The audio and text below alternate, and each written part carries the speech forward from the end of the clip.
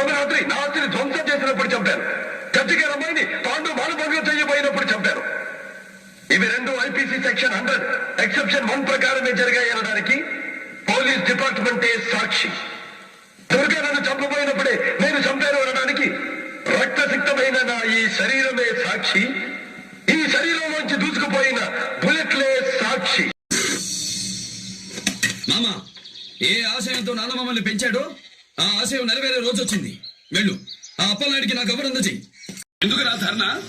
నేను ఎంపీ అవ్వాలి. అది డిసైడ్ చేయాల్సింది ప్రజలు. ముందు పార్టీ టికెట్ రావాలి కదా. అది కన్ఫర్మ్ చేయాల్సింది పార్టీ, పబ్లిక్ రోడ్డు కాదు. ధర్నా అంటే ప్రతి వాడికి ఫ్యాషన్ అయిపోయింది. ప్రాబ్లం ఎక్కడుందో అక్కడికి వెళ్ళి కూర్చోండి. నలుగురు కిరాయి గుడ్డలు నేర్చుకుని అంతంగా కూర్చోడానికి రోడ్డు నీ అబ్బగారు సొత్తా, నీ అత్తగారు నీకు ఇచ్చిన ఆస్త. కుంతి సైతం తన బిడ్డ చావాలనుకోలేదే, మేనక సైతం తన బిడ్డని చంపాలనుకోలేదే.